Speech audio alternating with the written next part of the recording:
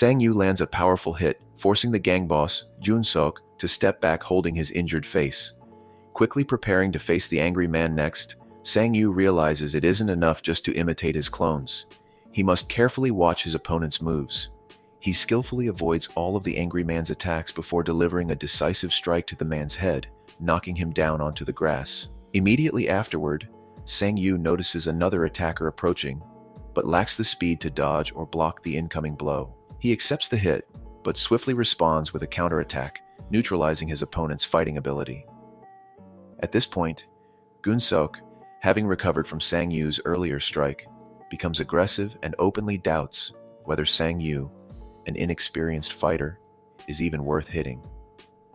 Sang Yu feels lingering pain from Gyeon Seok's previous blow, and realizes Gyeon Seok must have some ability to increase his strength, concluding he must avoid further hits from Gyeon Seok. Gyeon Seok gathers momentum, aiming to crush Sang Yu, but Sang Yu expertly sidesteps and counters with an uppercut to Gyeon Seok's jaw, quickly followed by another punch to Gyeon Seok's right cheekbone. Gyeon Seok, increasingly furious, aggressively advances while yelling curses. Sang Yu again evades Gyeon Seok's attack and quickly retaliates, realizing he must swiftly knock out his opponent. Another unsuccessful attempt by Gyeon Seok leads to Sang Yu landing yet another strong uppercut, further enraging Gyeon Seok. Gyeon Seok, activating his superhuman strength skill, fiercely charges again, and Sang Yu recognizes he must avoid this strike. Just then, Sang Yu feels someone grabbing his leg. It's one of Gyeon Seok's men, recovering from earlier hits. Unable to escape, Sang Yu braces himself and endures Gyeon Seok's powerful blow. Hyeon, seeing her teacher's pained face, screams in fear. Sang Yu manages to stay upright despite immense pain, struggling to breathe, watching as Gyeon Seok raises his massive hand for a final strike. Sang Yu, sure he's doomed, suddenly sees Gyeon Seok's face distort from a blow resembling a bomb explosion. Hyeon has attacked Gyeon Seok with all her might, trying desperately to protect Sang Yu. Gyeon Seok's men, regaining consciousness, insultingly shout at Hyeon, urging her to flee while she still can.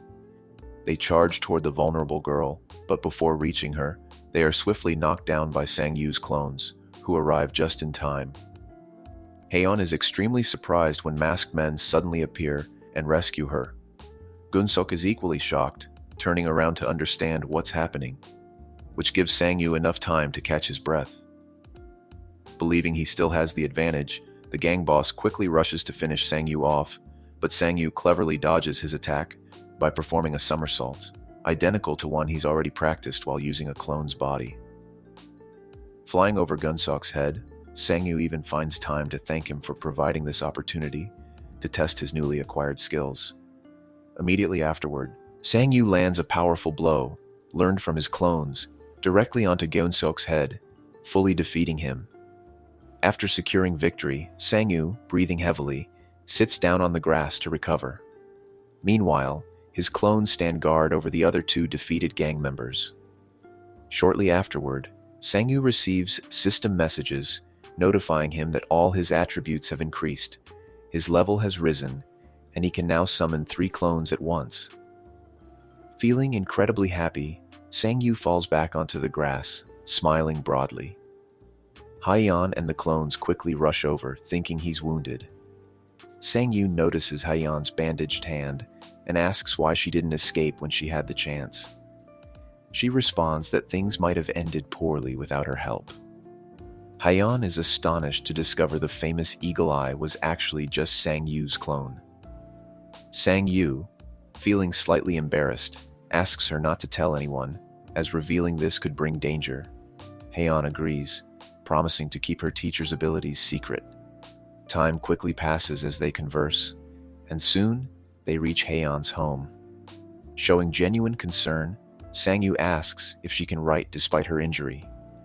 Hyeon replies her left hand is injured, but she writes with her right.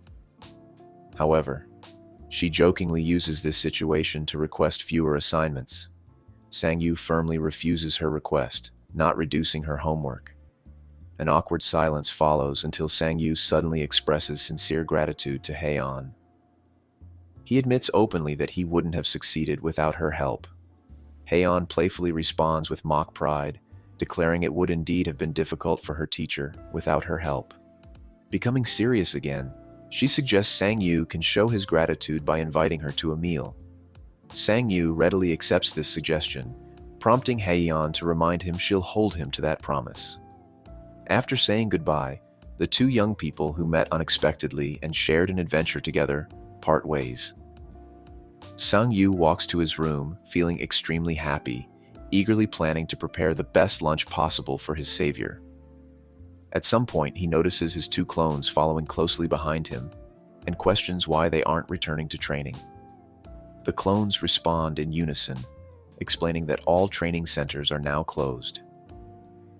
Hearing this, Sang-yu disappears briefly into nearby bushes, searches for suitable sticks, and then hands these sticks to the clones, instructing them to practice on their own in the park.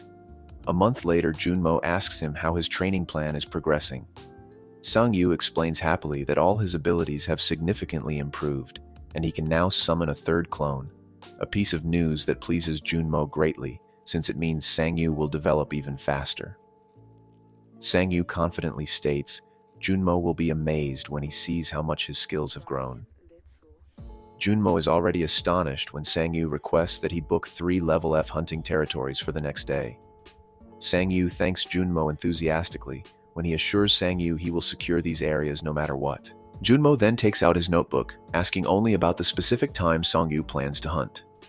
After finishing the conversation with his agent, Sang-yu turns his attention to his clones, giving each one precise instructions on what type of training they should do today. He sends them to practice in the park, telling them to return home by midnight. When Sang-yu notices they have military weapons, he quickly orders them to leave these behind at home. Sitting at his computer, Sang-yu observes that his clones are training extremely well, but reminds himself that, as the team's strategist, he shouldn't remain idle. Therefore, he begins watching training videos about various monsters, carefully studying the best weapons and attack strategies to defeat them. The detailed videos make Sang-yu feel bored and tired, but he's interrupted by the sound of footsteps in the hallway, realizing with relief that the clones have returned home without exhausting themselves too much. He instructs them to shower and change clothes, and while they follow these instructions, Sang-yu decides he needs to test if his clones can absorb and use the knowledge he's gained from the videos. Time passes quickly, and Sang-yu soon receives a message from Junmo, who announces he'll be arriving shortly. Sang-yu rushes his clones, who have showered and are now quickly eating to regain their energy. Outside, Sang-yu meets Junmo, who immediately notices how intimidating the clones look, praising their powerful, athletic appearance. When Junmo confirms he successfully reserved the hunting territories, he's surprised when Sang-yu himself refuses to get into the car, asking Junmo instead to look after the clones. Junmo, confused, asks Sang-yu about this, and Sang-yu explains he'll join the hunt using his familiar skill, while practicing breathing exercises at home. After watching Junmo's car leave with the clones, Sang-yu returns to his apartment and starts meditating, performing deep breathing exercises to concentrate his energy. While meditating, Sang-yu reflects on the sensations he feels when using his cloning and familiar skills. Instead of feeling energy released outward, he wants to achieve a sensation of energy circulating within his body. After several minutes, Sang-yu senses an energy center spreading throughout him, growing stronger until he opens his eyes, immediately receiving a system message notifying him that he has successfully acquired the meditation skill. On the hunting field, bodies of monsters and people lay scattered together. One remaining hunter desperately tries crawling away from danger, confused by the appearance of an unexpectedly strong monster. With only his left hand working, every move is painfully difficult, and he angrily curses his situation. Realizing such a dangerous creature shouldn't be here, he thinks urgently about reporting it. Suddenly, he notices a large shadow approaching him from behind, and immediately understands that he's about to die. Meanwhile, Junmo arrives at the last of the 3 hunting territories he reserved for Sang-yu. As the third clone leaves the car, Junmo warns him about the 2-legged fish living in that area. The clone thanks him, and Junmo wishes him good luck, urging caution. After delivering all 3 clones safely, Junmo informs Sangyu and reflects on how incredible it is that Sangyu can hunt simultaneously in 3 places while remaining safely at home. Watching the 3rd clone walk away, Junmo realizes Sangyu's hunting achievements might soon attract considerable attention. At home, Sangyu continues practicing meditation, happy about his recent improvements.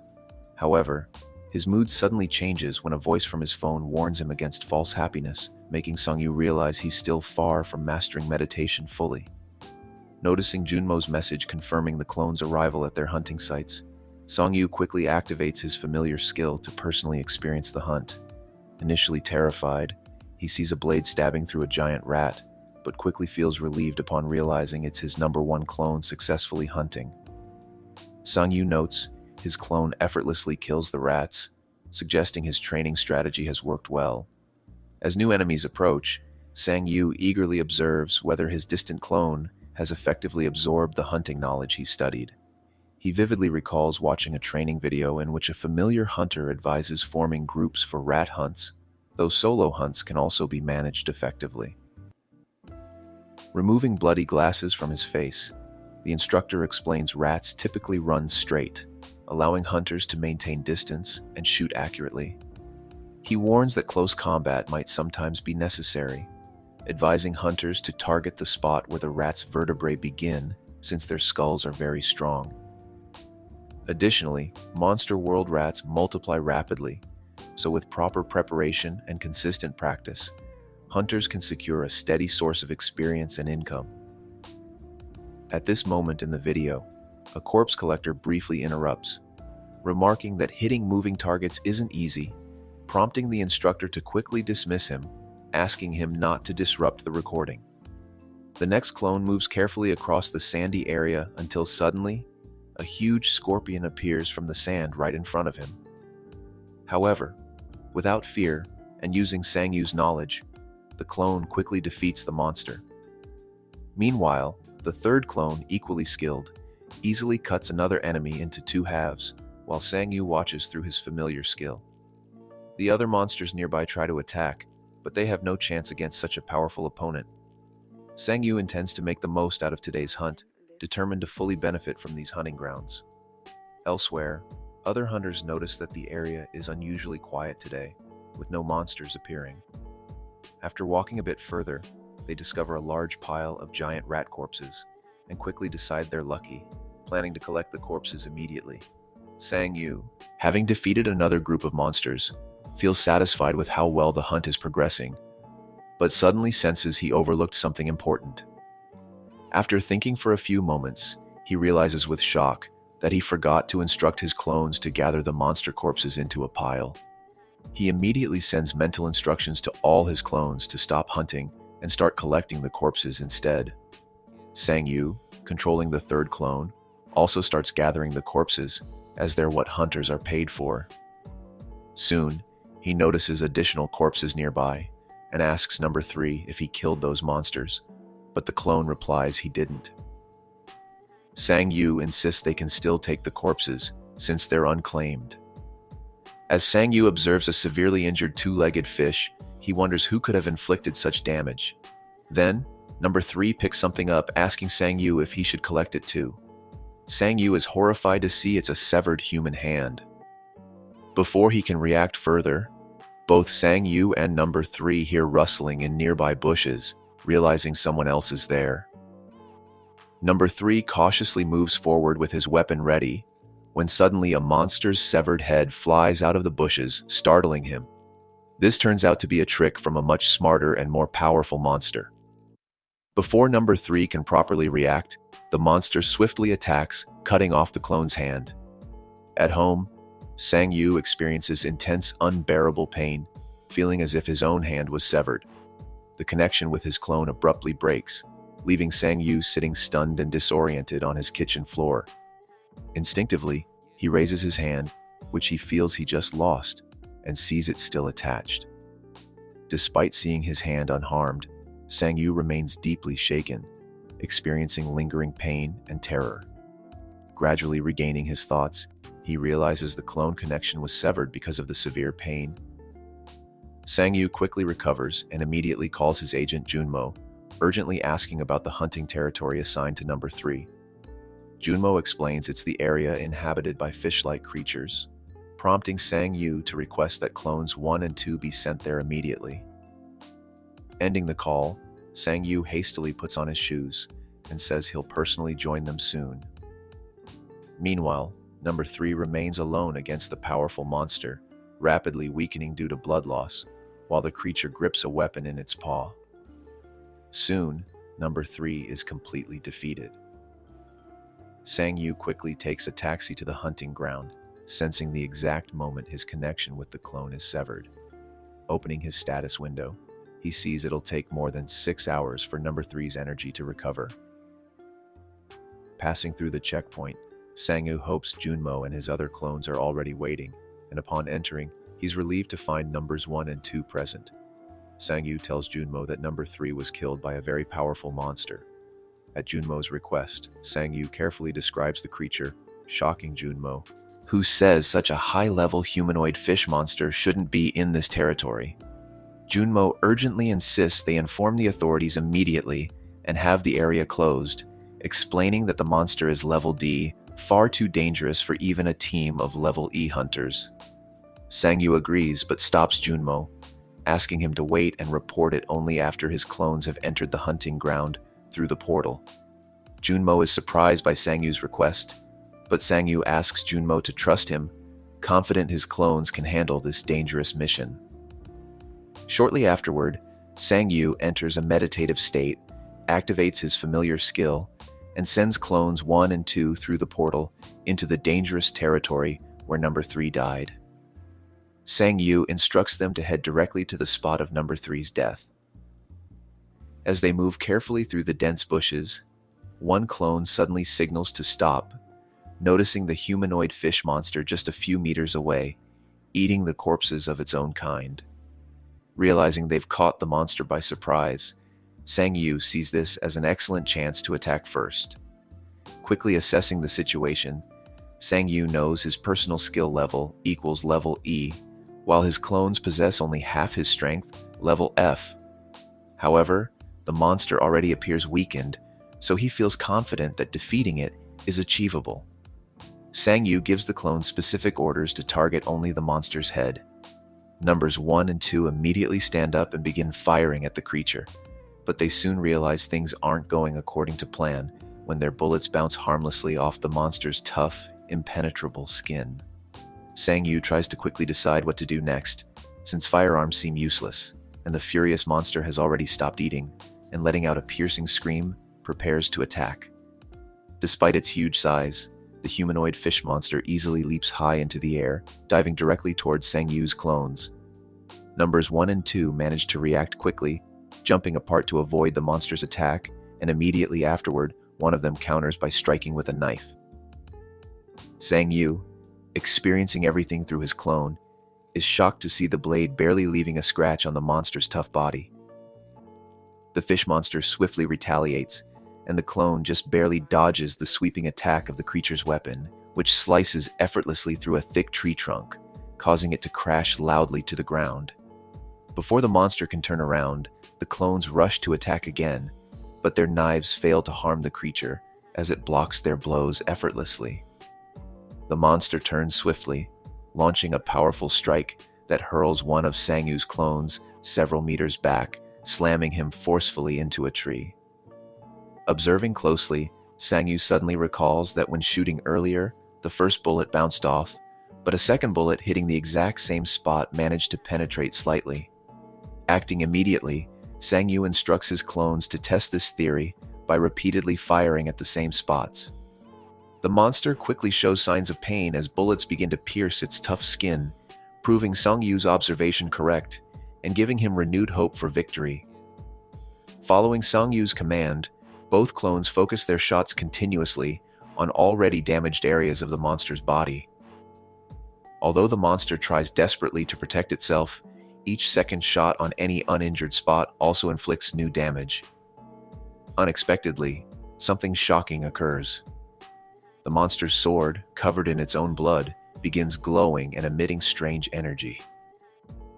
Empowered by this new energy, the humanoid fish launches a fierce attack, hitting one clone with incredible force.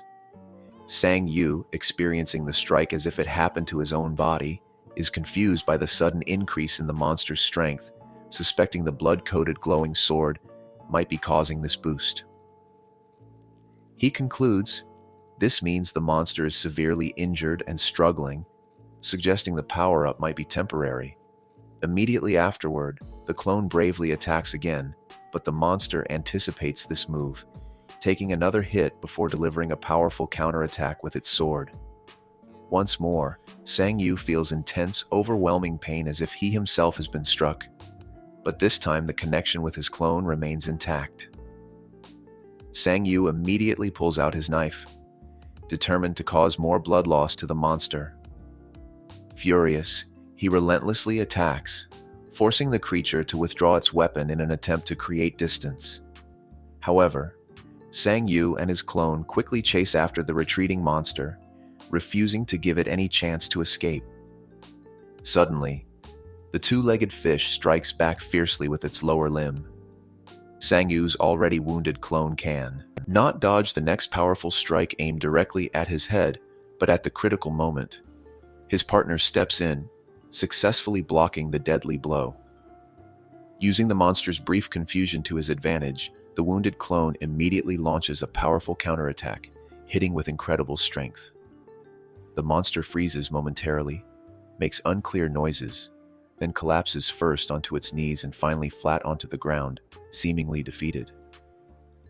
Exhausted, one clone sits down heavily, while the seriously wounded clone falls to the ground, completely drained.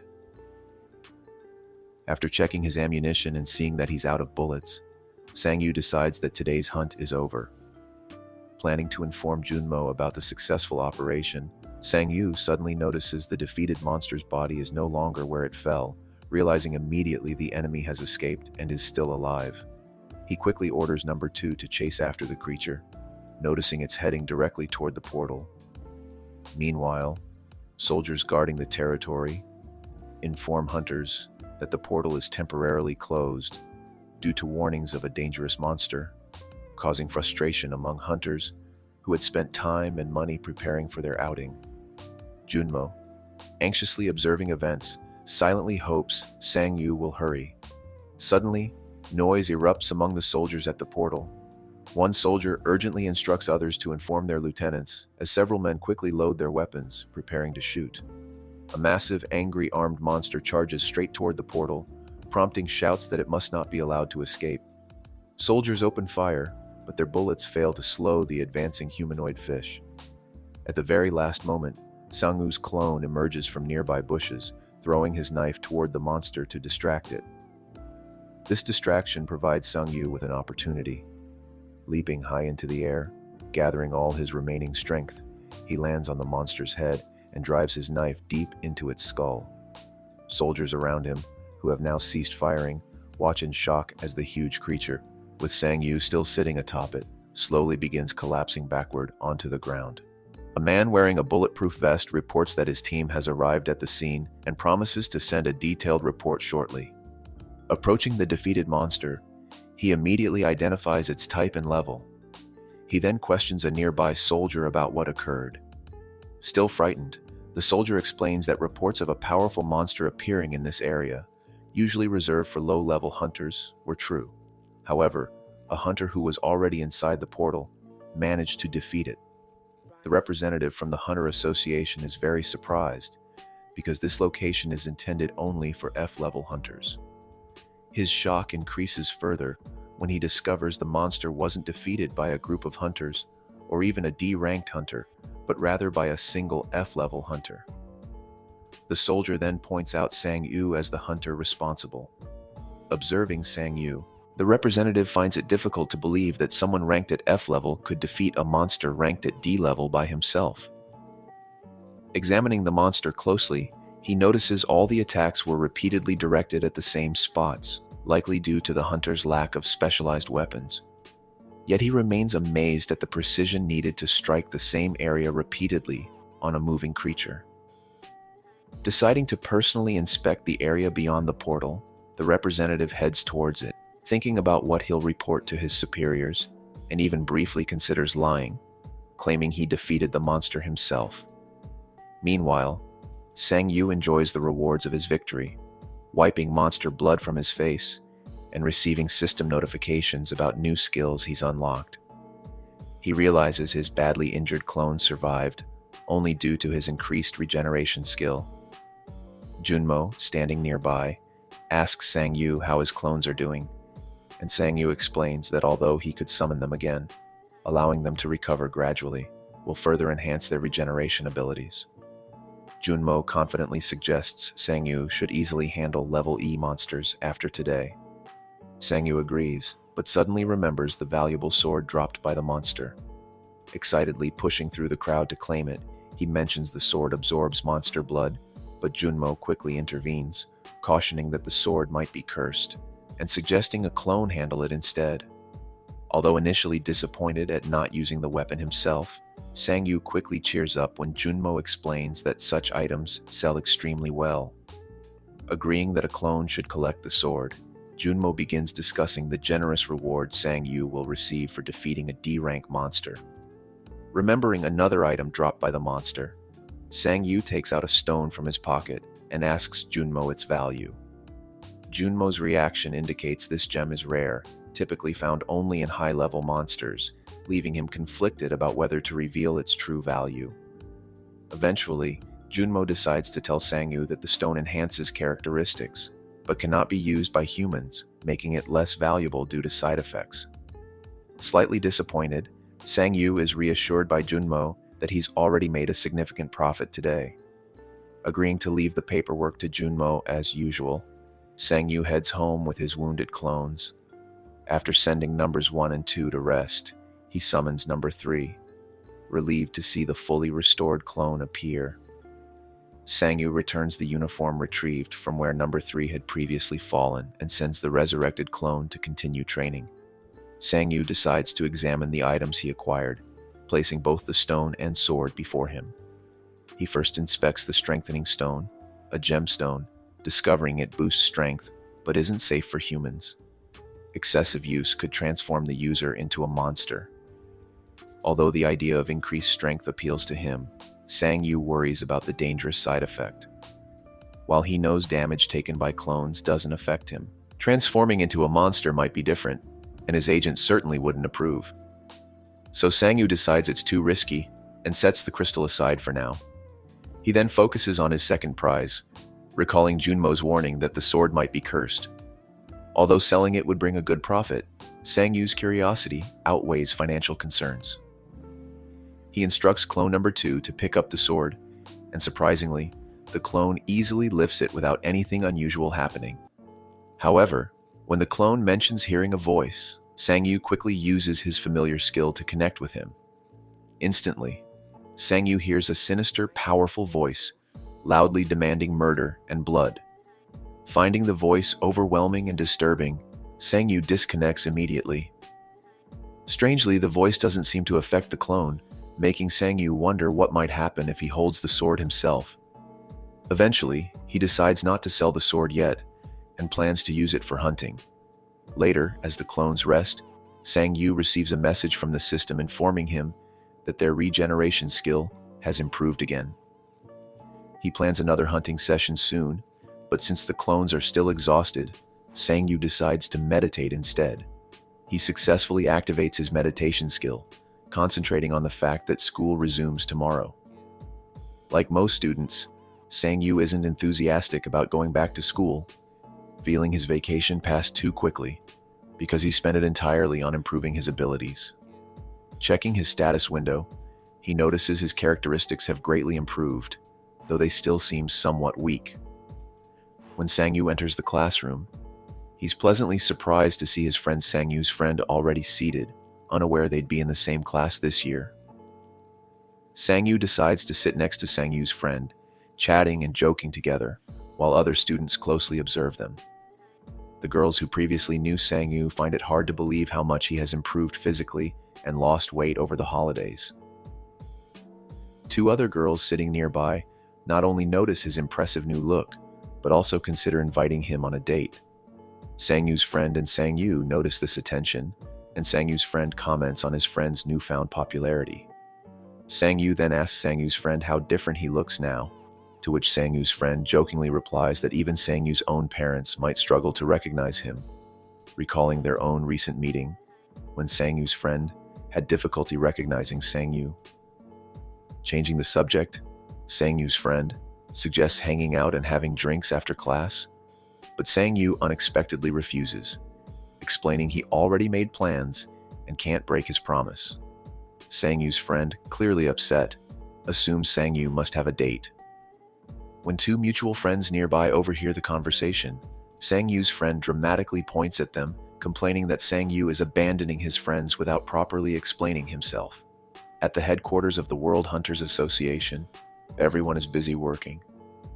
Michael Harris, the chairman, closely observes operations from his office window until one of his subordinates urgently approaches, informing him that their seer has predicted troubling events. Interested, Michael asks for details, and the assistant reveals that a new portal is expected to open, allowing hundreds of monsters to invade. Recognizing the seriousness of the situation, Michael quickly inquires if the exact location of this portal is known. The assistant hands him documents, confirming that the emergency will happen in Korea. Meanwhile, Wante Park, head of the Canis Guild, walks through a corridor, surprised by the number of people gathering in one of the meeting rooms. Suddenly, he's nearly knocked over by a strong push from behind, accompanied by an enthusiastic greeting from Miho Han, head of the YOLO Guild. She immediately worries that she has pushed him too hard. Once the unusual greeting is over, Miho realizes something serious must be happening since they've all been summoned. Wante agrees, and they continue together, with Miho lightly teasing him about his unshaven appearance. Arriving at the meeting place, they find many people already present, including Haesung Shin, head of the Haesung Guild. Haesung quickly notices Wante and Miho entering. Both clearly dislike Haesung's arrogant presence, and he tries to provoke Wante by sarcastically insisting he's just greeting him politely and expecting courtesy in return.